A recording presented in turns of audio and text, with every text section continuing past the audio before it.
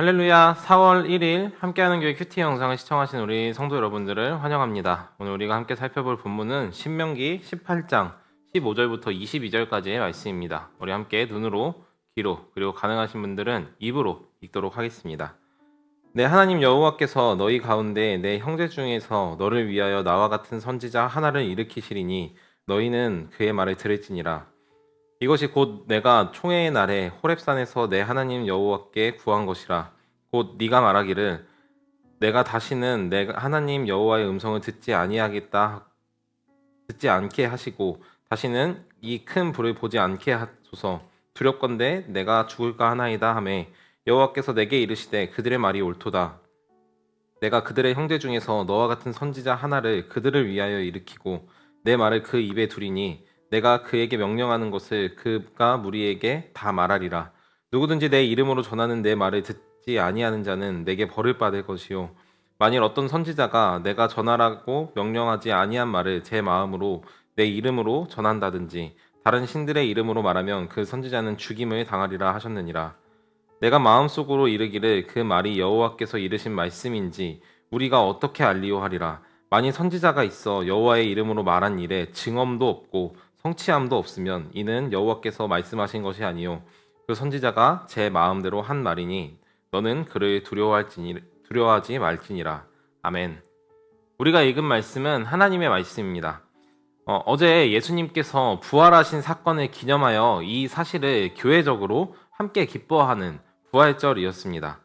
특별히 우리가 2월쯤부터 신명기를 읽다가 갑자기 마가복음을 읽기 시작했던 이유는 예수님의 생애를 함께 살펴보며 그분의 죽으심과 그분의 부활하심을 다시 한번 생각해 보기 위함이었는데요.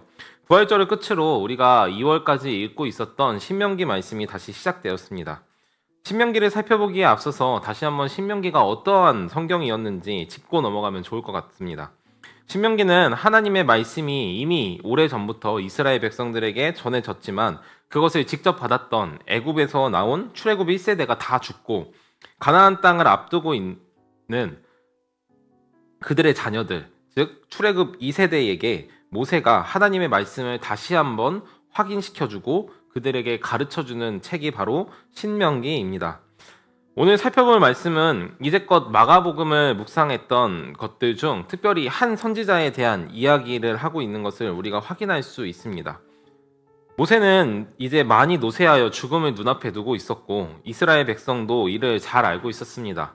앞서 신명기 4장 21절에 모세는 이스라엘 온 회중 앞에서 하나님이 자신에게 너는 요단을 건너가지 못하고 가나안 땅에 들어가지 못하게 될 거다라는 말씀을 하셨다는 것을 이미 알린 바가 있습니다. 이 사실을 알고 있던 이스라엘 백성들은 모세 없이 가야 할 그 땅에 이제 두려운 땅으로 변경되었습니다.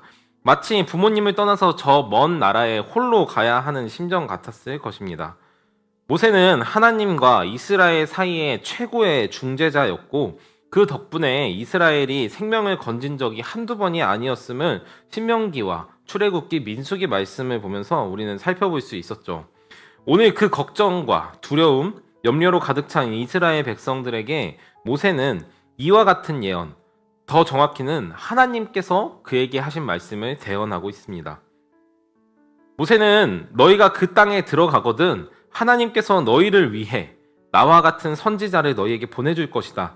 그는 결코 자기 자신의 말을 입 밖에 내는 것이 아니라 하나님의 말씀, 하나님의 뜻을 전할 것이다 라고 말하고 있는 것이죠.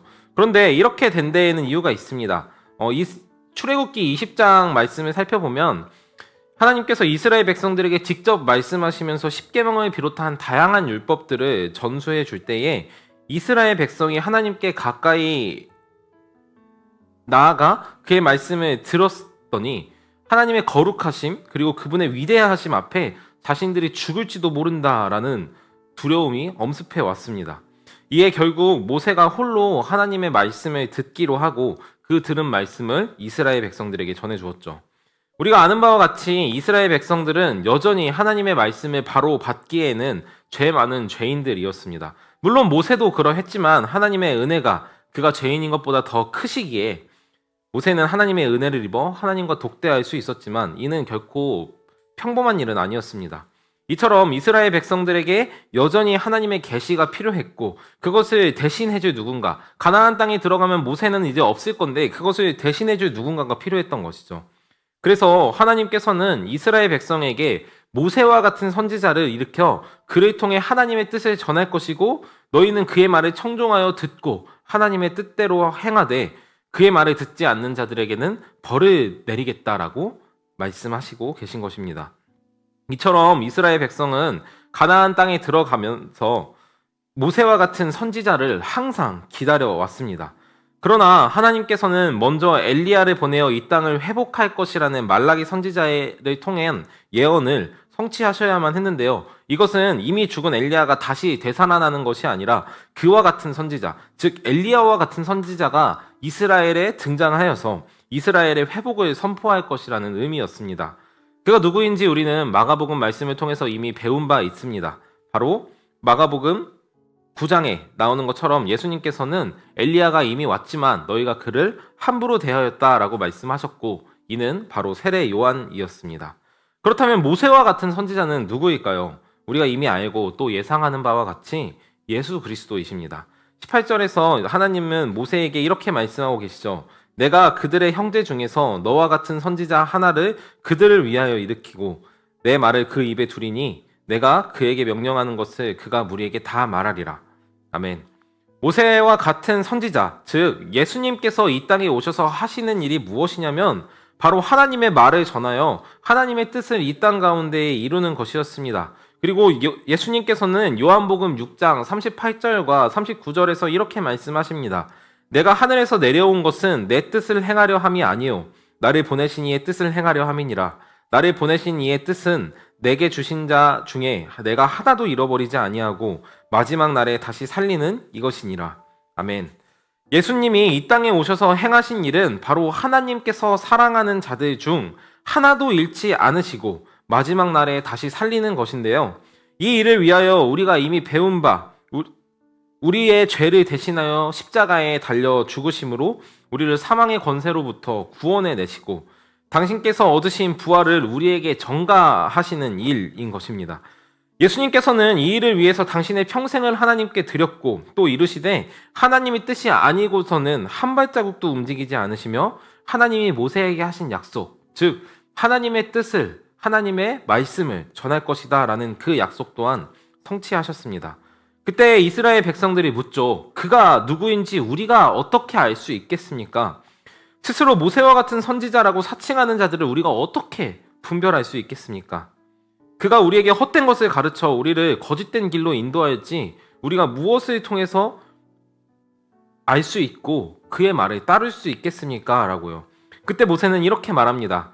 그가 여호와의 이름으로 하는 모든 행동과 말들이 효험이 없고 이루어짐이 없다면 그는 거짓 선지자이니 그의 말을 두려워하지 말고 속지 말라라고 이야기하고 있는 것이죠. 우리가 다 살펴볼 수는 없지만 예수님께서 자신이 살아계시는 동안 하셨던 모든 예언들을 비롯하여 성경이 예수님을 가르쳐 이야기했던 모든 예언들을 성취하셨습니다. 또한 예수님이 이 마을 저 마을 다니시면서 행하셨던 귀신을 내쫓고 병을 고치시며 죽은 자들을 되살리는 모든 일들을 통해서 그분은 자기 자신이 신명기에서 하나님이 모세를 통해 하셨던 말씀과 같이 너와 같은 선진자임을 증명하셨지만 이스라엘 백성들은 그리고 우리는 그분을 미워했고 그분을 십자가에 달아 죽였습니다. 그러나 예수님께서는 우리가 여전히 죄인임에도 불구하고 우리를 사랑하셔서 자기의 사랑을 십자가 위에서 보이셨고 이 사건을 통해 자신의 생명을 우리에게 전가해 주셨습니다. 사랑하는 함께하는 교회 성도 여러분, 예수님께서 너희가 모세의 말을 믿었더라면 내 말도 믿었을 것이다. 구약 성경의 모든 내용이 나를 가르쳐 한 말이다 라고 말씀하십니다. 오늘 우리가 예수님이 행하신 일 그리고 그 행하신 일을 통해 이루신 일을 믿으시길 간절히 소망합니다. 그래서 그분께서 우리를 위해 준비하신 생명과 하나님과의 바른 관계, 친밀한 관계를 우리 삶에서 회복하고 매일매일 누리는 우리 함께하는 교회의 모든 성도님들 되시기를 축복합니다. 기도하겠습니다. 하나님, 오늘 우리가 신명기 말씀을 다시 되돌아와서 그 말씀 속에 주어진 메시아에 대한 예언을 살펴보았습니다. 그분께서 오셔서 하실 일은 하나님의 뜻을 행하는 것이었고 하나님의 말씀을 가르쳐 주시는 것이었습니다. 주님, 우리는 이 신약의 시대, 성령의 시대에 살아가며 예수 그리스도께서 무슨 말씀을 하셨는지 잘 알고 있습니다. 주님, 간절히 구하기는 우리가 과거 이스라엘 백성들처럼 하나님의 말씀이 전달될 때에 그 말씀을 하나님의 말씀으로 듣지 않고 그를 핍박하는 자리에 있지 않기를 주님 간절히 구합니다. 예수께서 하나님의 뜻을 전하시고 하나님의 말씀을 전하실 때에 지금 우리가 그 말씀을 바로 이해하고 알아서 지금 우리 안에 생명을 누리고 또 하나님과의 바른 관계를 누리는 함께하는 교회의 모든 성도님들 되도록 주여 인도하여 주옵소서. 주님, 오늘 하루를 그렇게 인도해 주시기를 간절히 소망하며 예수님의 이름으로 기도합니다. 아멘.